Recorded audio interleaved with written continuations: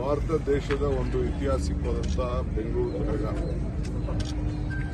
ಆ ಕರಗದಲ್ಲಿ ನಾನೊಬ್ಬ district minister ಆಗಿ ನಮ್ಮಲ್ಲಿ ನಡೆಯುವಂಥ ಅಷ್ಟು ದೊಡ್ಡ ಧಾರ್ಮಿಕವಾದಂಥ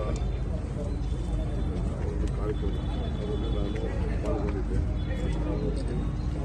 ಜೊತೆಗೆ ದ್ರೌಪದಿ ಧರ್ಮರಾಯ ಇವರು ಕೂಡ ಆರಾಧನೆ ಮಾಡಿದ್ದಾರೆ. ಇದು ಭಾವೈಕ್ಯತೆಗೆ ಒಂದು ದೊಡ್ಡ ಸಂಕೇತ. ಆ ಕರಗ ಧರ್ಮಕ್ಕೂ ಅಲ್ಲಲ್ಲಿ ಇರಬೇಕು. ಯಾರೊಬ್ಬರು ಬಂದು ಸರ್ಕಾರನ ಟೀಕೆ ಮಾಡೋದು ಅದೆಲ್ಲ ಬೇರೆ ವಿಚಾರ. ಟೀಕೆ ಅವಶ್ಯಕತೆ ಇಲ್ಲ.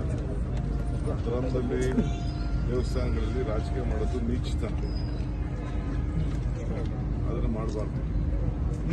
ಸರ್ಕಾರದಿಂದ ಏನು ಹಣ ಕೊಡಬೇಕು ನಾವು ಬಿಡುಗಡೆ ಮಾಡಿದ್ರೆ ಅದಕ್ಕೊಂದು ಪ್ರೊಸೀಜರ್ ಇದೆ. ಯಾರೆಲ್ಲ ಕೈಗೆ ದುಡ್ಡು ಕೊಡೋಕ್ಕಾಗಲ್ಲ.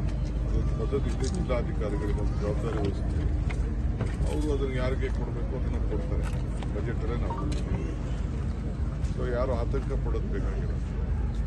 ಈ ಆಚರಣೆಯೆಲ್ಲ ನಮ್ಮ ಅಧಿಕಾರಿಗಳು, ಪೊಲೀಸ್ ಅಧಿಕಾರಿಗಳು, DC, AC ಎಲ್ಲ ನಿಂತ್ಕೊಂಡೆಲ್ಲ ಚೆನ್ನಾಗಿ ಮಾಡಿದ್ದಾರೆ. ಪಾಪ ಅವರು ಕೂಡ ರಾಮಲಿಂಗಾರೆಡ್ಡಿ ಅವರು ಧಾರ್ಮಿಕ ಮಂತ್ರಿ ಕೂಡ ಅವರು ಕೂತ್ಕೊಂಡು ಕೆಲವು ಅವರು ಇಂಟರ್ನಲ್ ಇಶ್ಯೂಸ್ನೆಲ್ಲ ಸೆಟಲ್ಮೆಂಟ್ ಮಾಡಿಸ್ಕೊಂಡ್ಬಂದಿದ್ದಾರೆ. ಅದರಿಂದ ಭಾಳ ಚೆನ್ನಾಗಿ ನಡೀತು.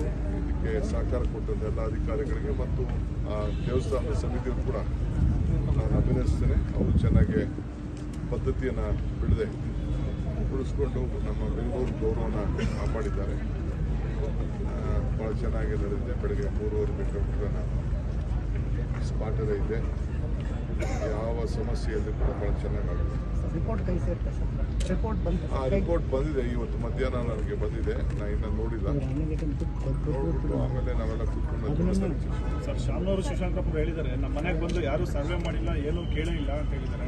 ಸ್ವಾಮೀಜಿಗಳು ಕೂಡ ಹೇಳ್ತಿದ್ದಾರೆ ಸರ್, ನಮ್ಮ ಮನೆಗಳು ಒಕ್ಕಲಿಗ ಸಮುದಾಯನೂ ಸಹ 6ನೇ ಸ್ಥಾನಕ್ಕೆ ಹೋಗ್ತಾರೆ.